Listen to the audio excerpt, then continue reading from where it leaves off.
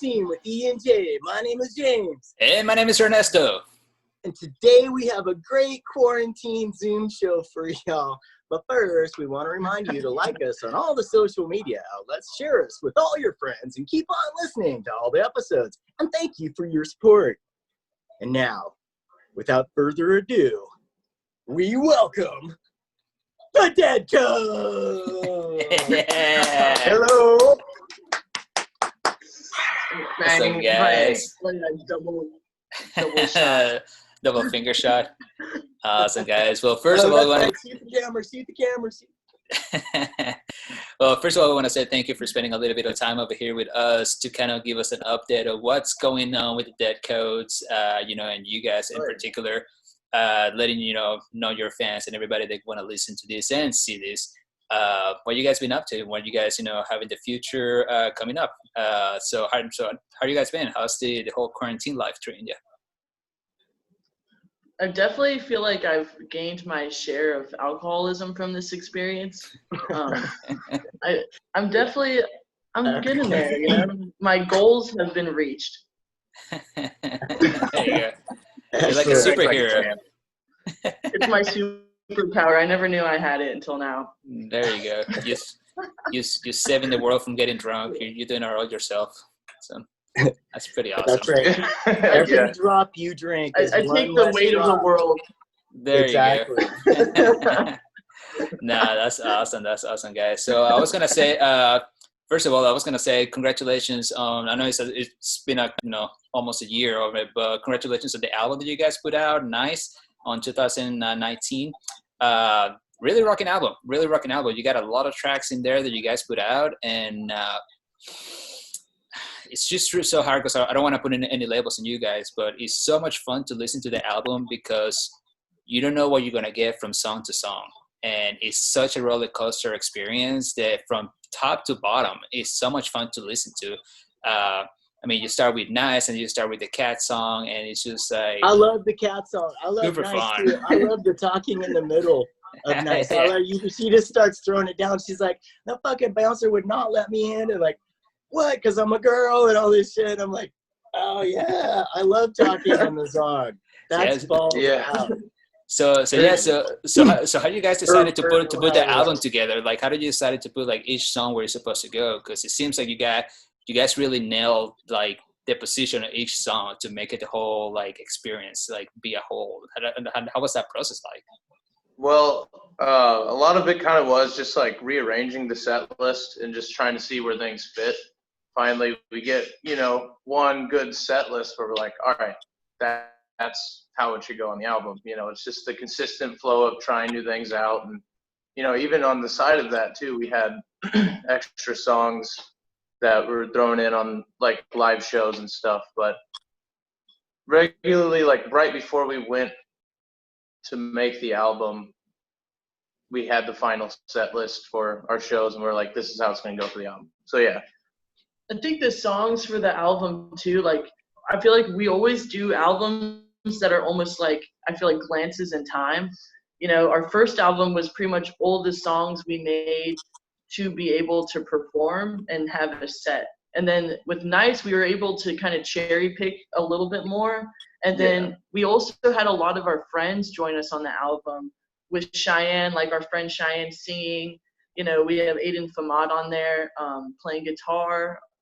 We also have like Ivan Egan on harmonica. Yeah. So I felt like we like really actually took Nice and we're like, let's see what we can do with our own songs, and then making it with a bunch of people from the scene too.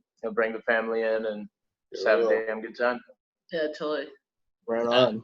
And that's really cool because I was talking about the band and somebody asked me, so how would you describe it? And I was like, it's really hard to describe because you guys are such a rocking band. You have like, such a elements of everything. You got, your punk rock on it, then you have your straight up rock and roll, but then you have that jazz song like squeezed in the middle of everything. It's just like, wow, such a roller coaster of like the whole rock era. It's so much fun to listen to you guys play. And Lorman can scream. Yeah. Oh yeah. Girl, wow. That girl can scream. I remember from day one, we were like, hey, just scream as loud as you can. And it went from there. Well, and then like we started going to a lot of metal shows, and I was like looking at what the boys could do, and I was like, well, I probably can do that. And then so it's kind of just gone from there with like Hail Mary live is just like yeah, Hail Mary's roller badass. coaster. Yeah, that had to have been fun, dude. Like, especially in the studio, you know what I mean, with the headphones on and out of context, and you're all. It is. Yeah. It's something to behold for sure. We were laughing our asses off. Like, it's like so funny because I'm doing these screams and like I'm trying not to laugh while doing it because it's like so straight up, you know.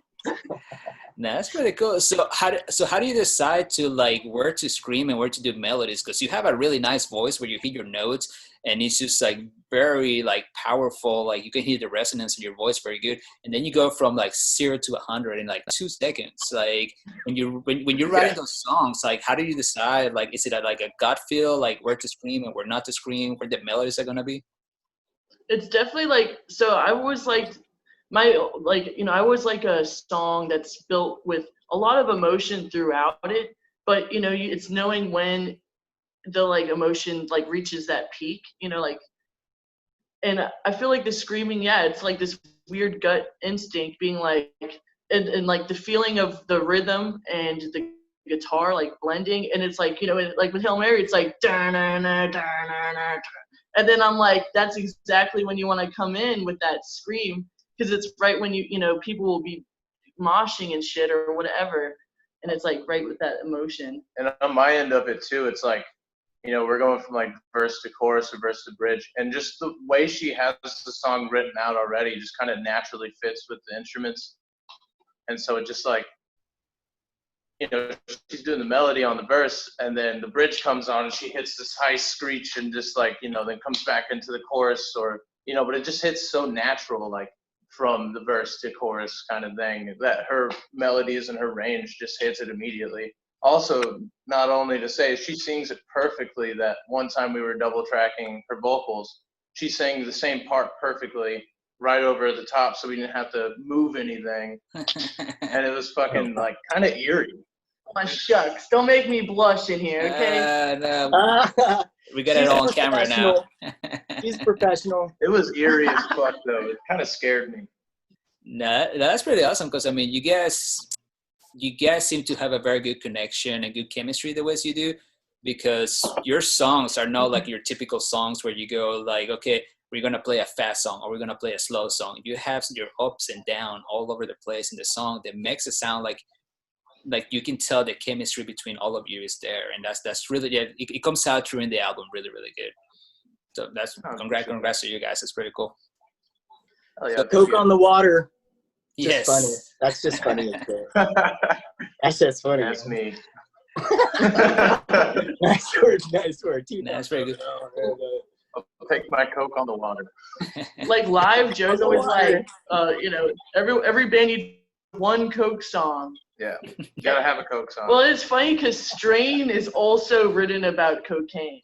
So we have 2 Coke songs. So technically we have 2. And 2 cat songs. Oh yeah, we do have 2 cat songs. Wow, that's awesome. And so I was gonna ask you about the guitar sound. It's like a blend. I don't know, James, if you were able to hear it, but it's like a blend between like. He's got what I would like to think. It's like a to me it almost has like a 70s like crunch. It's like a 70s crunch, but tastefully, you know. Well, it depends on which song and everything else and stuff. But I watched a lot of the live videos too. So like for instance the Kick Butt shows and things like that. And it's like you aren't trying to like hide behind like, you know, 500 distortion pedals and all this shit. Like it's like you have like a good like tasty crunch guitar that is to what it appears as though you can actually have dynamics, you know what I mean, whether depending on without really having to stomp on any pedals or anything. I mean, if you play harder, it's gonna, you know what I'm saying? That's Yeah, what yeah. it looks like. I'm not sure if I'm right or not, but that's what it. But it's totally cool. Hmm. I wish Josh was here to answer that one, but I mean, Josh, so I've played music with Josh for 8 years. We came from Baltimore together. When we've always had like the shitty equipment, you know, we've just always been the poor people with the shitty amps. And it's like, we're still kind of that. Like, Josh has a Boss katana. Like, it's not like we're some fancy ass, you know, here's our 10 million stacks, you know. There's my Marshall code right there. It's hell yeah. the sister amp to the katana. Yeah. I totally It works. appreciate it. Well, that's punk rock, though. You know what I mean? For sure. Yeah, I know he loves like 50s music and he loves like psychedelic music and like, you know, big Jimi Hendrix fan, you know, and Nirvana fan. So I feel like he's always like taken all those and tried to blend it in a way. I think when it comes to What's gear that? too, we just kind of take what we have and just roll with it, you know, just have a good time. Are you using a distortion on the pedal too, on the bass? No. Well, so I actually just got a Fender Rumble 800, so that's also kind of preset. Gotcha. And I got the red Barchetta on it, and I don't know, it's just basic distortion. But naturally, before that, I had an Ampeg SPT 7 Pro and was just running clean. Okay. No, because you can definitely hear like on the bass specifically, you can definitely hear like all the notes, but you can hear the distorted part, like the gain of it. And that's what I asked you about the pedal, because I mean it comes out through like super balanced. You know, it's not too hard where you're gonna be like, oh man, this guy's just using like a fuzz or anything like that. It's just, you know, it's nice and settled enough that you can actually hear it, but without taking away from everybody else. So yeah, I mean, great job on the bass for that thing, brother. Oh, thank you. Yeah, no problem. Where did you record? Or is that like, is that not a good question? No, that's fine. You- Nice. We was it recorded with Jason Richards. I think he calls it Electric Factory now. Yeah. Record. It was Clockride Studios when we recorded there, but I think it's Electric Factory. I'm pretty sure. Yeah. But with Jason Richards. Was it cool? Yeah. Oh yeah. No, Jason's Like, sick. it's I great. fucking because it was our first time like recording in like a studio, so I brought a bottle of Tullamore Dew, and so you know Drank the whole I fucking thing. drank the whole fucking thing, and you know I got my parts done, and then I fucking was on the couch asleep and like really disgruntled when everyone tried to wake me up. Uh-oh. I was like crying hungover at like, I don't know, what, 9 p.m.? Something like that. Yeah, it was great. Well, look, I mean, once you it's like the singer and the drummer, depending on how that goes, somebody's going to be on the couch. You know what I mean? Like once they lay their parts down, it's just pretty much tracking after that. So, yeah, I can totally empathize. Oh yeah. No, it Nicely was done. great. Nicely done. I wouldn't Nicely done. trade it for anything. Thank you. No, that's really awesome, guys. So I gotta ask you about Descent Records. Like, how did it all got come about that you guys were signed with them? So Jeff Grounds, he kind of hit us up, and he's like a new person on the block type deal. Like he kind of had this dream to like make a record label, and so he hit us up, and you know he already has like his own funding and stuff for it. He's been saving up for a long time, and so he hit us up, you know, seeing our interest, and so you know we've been talking to him for a long time, you know, and you know we're like, yeah, we're willing to be like your first band on this label, you know. So I do like a lot of the event coordinating for the label too now, so it helps out with you know communication and getting things rolling. So the Dead Coats have a music video that's right now we're about to film, and then we also have a single that's going to be put out and a new album which should be put out sometime you know by October. Maybe. Oh, cool. Either October or this winter. Yeah, and after we get Dead Coats rolling, I think the label will be looking to sign more bands. They just want to get it started. Get the fig going. Yeah. Nah. Yeah. Badass. No, that's pretty awesome. So So you guys are already working on the new album. So like, how do you guys come up with all this stuff? I mean, you guys put out like literally 2 albums in less than a year, and you're already working on your third one. Like how does that process come out? You just guys just coming up with ideas the whole time, or like how does that work out? Where you guys just say, we got a new song? A lot of it is like, before I even answer that too, we have a new addition to the band. So this next album that's going to come out will have Faith Mateo on drums. The new drummer, yes. Yeah, and so basically, I mean, all we do, like Josh and I, are just riff generators. We just come up with a riff like that, and just kind of jam and piece stuff together. Every now and then we'll come up with a good riff and just kind of, you know, what goes good with that. Just look at where we're at in the scale and just kind of go from there. We've also been like applying like a new like strategy too, because we love like creating new songs. Like that's, you know, our goal. And you know, so me and Josh practiced on one day together, and then Joe and Josh practiced a different day. So we have like double the songs coming out, you know, and then we all come together and kind of jam on those already kind of ideas made from them. Like one day, the other day it was like, yeah, that's huge. We just cranked out like 4 songs already, and it's like not really effortless, but it was just like we just knew. Josh and I are very well in the pocket together, and we know how like things are coordinated and how it flows. Just kind of put it together. Honestly, like myself, I'm just taught myself by ear. I don't even know what the hell I'm doing, but I know how to play. I mean, that's pretty much how we all did it. I mean, that's pretty much how we do it. I mean, I learned most of the guitar player that I do just by watching James and watching every other guitar player that I play with. I'm like, I'm looking at him going like, that's how you do it. All right, so it's a good way to do it, man. Yeah. I mean, You know what? Definitely try it.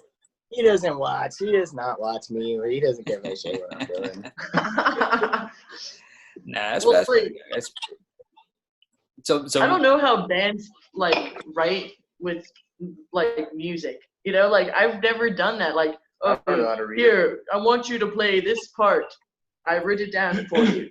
You know, like it makes me uncomfortable. Like, don't tell me what to do. Exactly. I hate that shit too. Yeah. I've tried out for bands like that, and they're like, okay, this is your bass part. Like, you know what I mean? And I'm like, I'm not gonna name any names, you know, I don't want to hurt anybody's feeling or whatever, but yeah, I was like, I mean, I'll try it for a couple days, but it's just so stifling, you know what I mean? Like, how could you? It just takes all the fun out of it, especially because, of course, my ideas are way better than what they have. Of course they are. Oh, for sure. Of course. You don't want salt and pepper. You want the Tony Sacheries. There you go. So lyrics wise, like, is that just all comes out of you, or like those are like everybody in the band like puts in a little bit for the lyrics?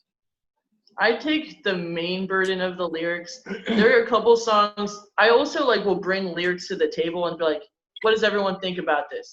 Because, you know, I feel like I'm the spokesperson for all of us. So I'm not going to say anything that I feel like doesn't represent everybody of the band, you know? I feel like you have done like 99.5% of all the lyrics, minus Cat Song and Coke on the Water. Yeah. Well, in Trinity, Josh wrote Trinity.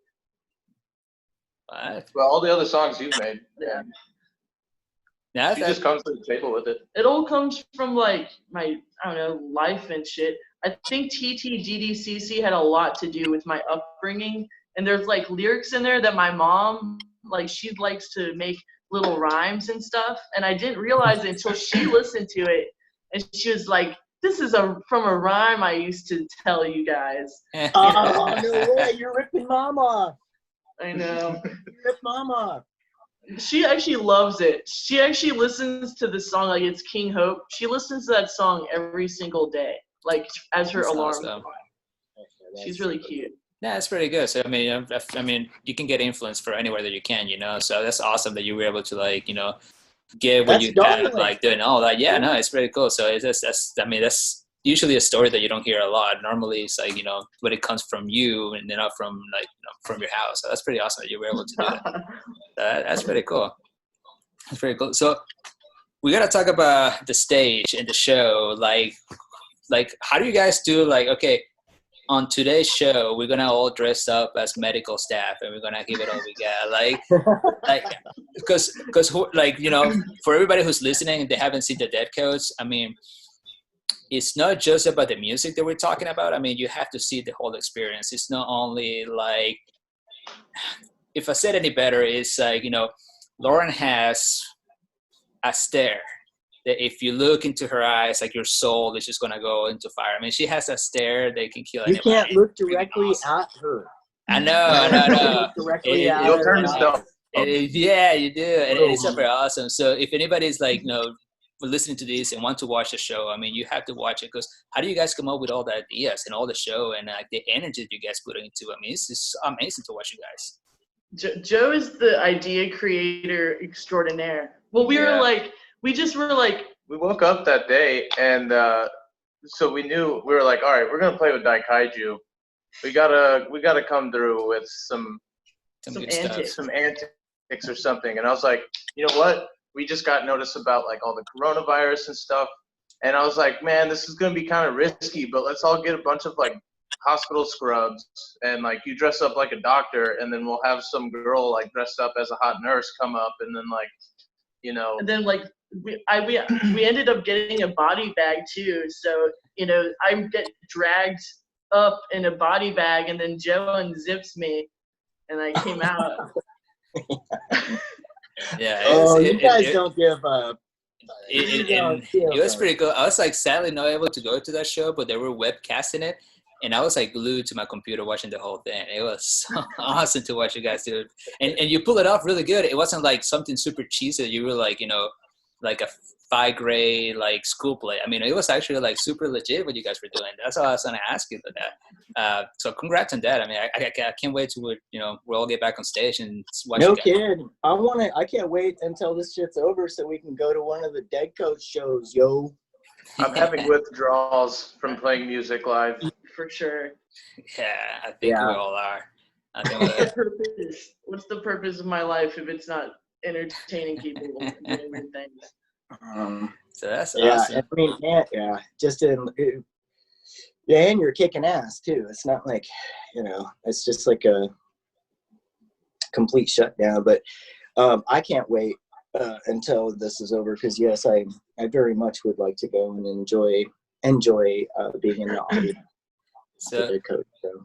So I'm pretty sure yeah. you get asked a lot about like your stage presence and all that. So like how do you get that feedback coming from people, or like how do you get like everybody when you're on stage? Because you seem like when you're on stage, like you get the energy of the crowd going, and not only that, but you seem to feed a lot out of it. Like how do you get that to fuel yourself?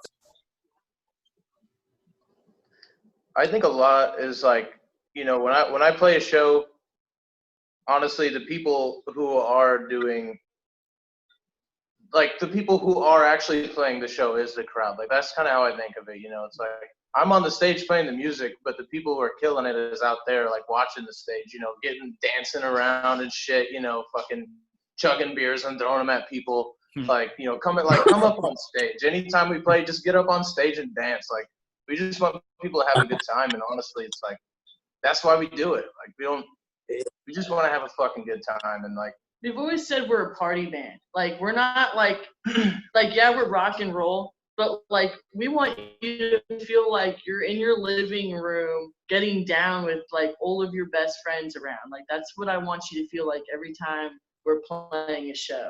Yeah, for sure. There's a lot of that. I mean, you know. No, go ahead, continue. Yeah. My frame of reference is just the recorded material, and I mean, and that's what it feels like. I mean, you guys really are kind of like you just are completely endearing, I think, is what's up. And you don't give a shit, like you don't care, and it's funny. A lot of the stuff, like 34-second songs and stuff like that, are like super. I love it. I've been having a great time listening to y'all. So Oh, yeah. Thank you. No problem. So what's the meaning between Well, TTDDCC? TTDDCC is The Dead Cocoats. yeah. Is that what? That's kind of what I figured it It's was. I just just didn't know if there was like another meaning behind it. Self-titled See, I said that we should put some weird meaning behind it and like make it like a lie, but everyone else was like, "Yeah, you just do it," and so Well, I was thinking like, you know, everyone's got a self-titled, but they're not self-titled twice. So yeah, that's kind of it's an we extensive got the acronym. That's kind of what I figured what it was. I just didn't know if there was like another meaning behind it. I mean, because you said it was like the self-titled album, so I was like, I wonder if it's like the self-titled square, you know? For the record, I got it right away. Y'all hit That's the pretty nail cool. on the head. Awesome, guys. Cool. So, what should we expect from the new album that you guys are going on? Is it more of the same like for the past albums? Is there anything new that we're trying out? there's definitely a new energy that I think that I would say that we're focused more so like in different ways. Like we're like kind of straying away from the straight up just like I feel like punk angst in a way. I mean, just a little bit. I mean, we still will always have that. Like with Head Spent, like the single, like it's totally like a punk rock song, you know. But we have like a song called Blood on the Water that like really is more like rituals. You know, we have a more of like a 50s type song, you know. I feel like we're keeping our different genres going and like but like I feel like honing in on some of them a little bit harder now. Like I want to write a country song just for the fuck of it. Yeah. You should. And Well, call you're it, like in my mom. Texas. My yeah. mom don't do it. Yeah.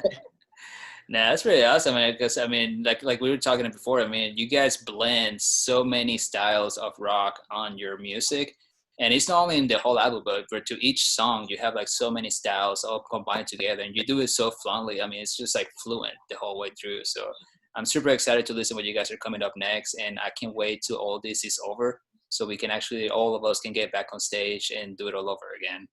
And for sure. yeah, most definitely, guys. So thank you for spending a little bit of time with us, guys, talking about you, making sure that everybody listens to you. How can anybody reach you? We got Facebook, Instagram, YouTube, Spotify, Bandcamp. Pretty much if it exists, it's there. We're really good to, if you hit us up on our Facebook, that's usually the best way. Okay.